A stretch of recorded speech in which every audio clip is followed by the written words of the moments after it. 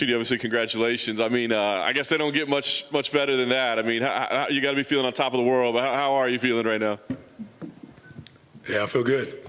I feel good. Like, I was expecting a way crazier fight, and this was perfect. Nice. Well, I mean, what does this mean to you right now? I mean, it's just such a long time to get here, right? It's such a winding road to get here. What does this moment feel like for you? I mean, this means everything. Like all the work I put in, and having all that patience, you know, and just really being hopeful that one day I'll get the shot. And now I feel more than ready, and it just all worked out, you know. That's awesome. Were there moments along the way where you're like, it's just not going to happen for me? Like, I guess this isn't going to work? Like plenty of moments. There's plenty of times where I'm like, let's see if I can get a real job. And then I got a real job. I'm like, fuck this. What kept you going in those moments? Like, was it just going to get a real job? Or that's what kept you going? That was part of it, man. But I think I just really, I knew if I just trained hard enough, I can hang with the top guys. So it was like, just stick with it. Like something will come out of this. Nice. Stepping in there tonight, I mean, obviously you're incredibly experienced, but were there nerves when we hear about the octagon jitters? Did this feel different at all? Nah, I mean, there was definitely nerves, but I get nerves for every fight, you know. It's nothing different. It wasn't like some new nerves that I've never felt before. Yeah. That would have been crazy, but yeah, it was cool though.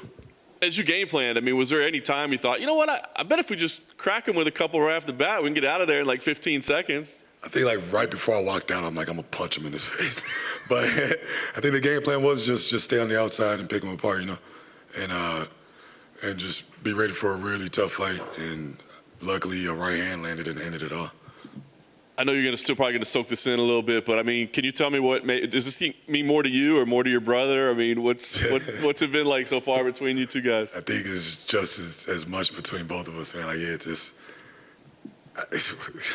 I think he probably believed in me more than I believed in myself before coming in here, you know? So it means just as much to me as it does to him. That's awesome. So talk to me now about the plan, right? It took you a long time to get here. You got here. You did it in spectacular fashion. Now what's the plan? I mean, does it feel like I got to rush because I can't keep fighting forever? Or is it like, hey, let's just ease into this? What's the plan? I don't know. I feel like I'm at my prime right now, so I'm used to being patient, but I feel like I'm in my prime. So, like, if whatever they want, I'm ready. Nice. Last thing for me, I got to imagine, I mean, unless your hands are just hurt or something, that there's no injury. So is this something you want to turn around quickly? Are there names that you want? Are there dates that you want? What's the move now? I don't know. I guess we'll go back and I'll talk with the team and we'll see what they feel about it. And then we'll just go from there. I'm just curious what this real job was that you got that you hated so much. Oh, my God. Well, I don't even want to talk about it, man. My brother-in-law had like a cleaning business. So I was like basically a janitor. Like scrubbing toilets and shit. It's miserable. But. So now are you doing that in the gym instead? What was that? Are you doing that in the gym instead? Scrubbing the gym toilets? Yeah, I'll do that any day. I'm a little mad. I logged onto my computer. I lifted my head. The fight was over. Tell me about it. Walk me through it. What was it like?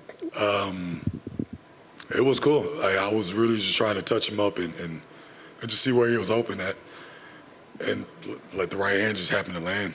And I saw him wobble, so I jumped on him. But I wasn't really expecting that, you know? Like I was just trying to go in there and just fill him out, first round, you know?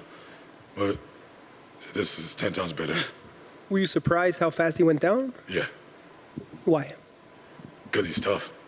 And he doesn't normally go down that easy, you know? Like he can take shots, so I was extremely surprised. But I saw the opportunity. I was like, yeah, I can't let him get back up. He's a tough guy. So. Who would you want next if you could fight anybody? I don't have anybody in particular, but they throw like Adesanya at me, I'm down for that. but I mean, not him in particular, but it's just the belt, you know, like that's always the goal, is to be the one at the top and be the king. My last question, how'd you get such good boxing? What was that? How did you get such good boxing skills? I grew up doing Muay Thai, but one kick, he helped me a lot on my hands, a whole lot of my hands. But yeah, I pay all the the boxing and the Muay Thai and the kicks and everything come from One Kick Nick and Sergio and Saxon Janjura.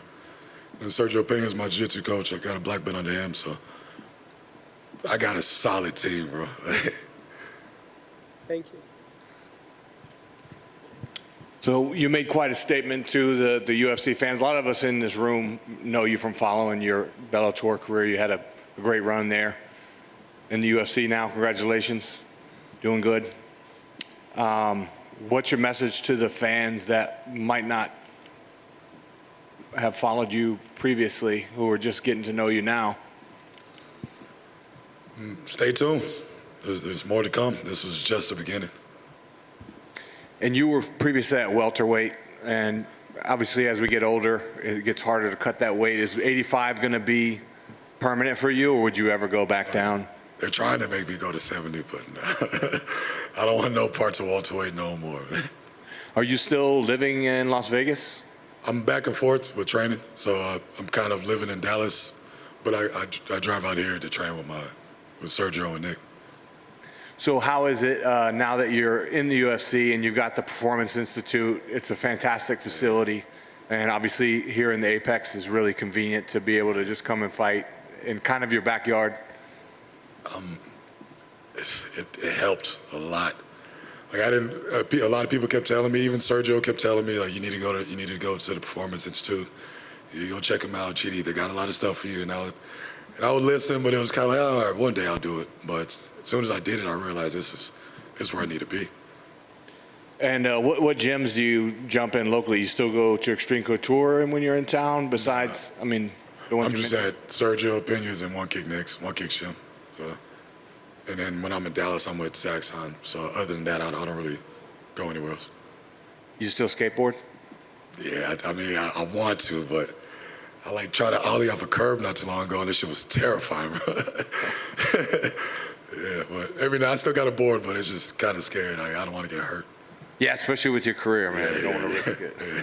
All right, thanks, Chidi. Thank you.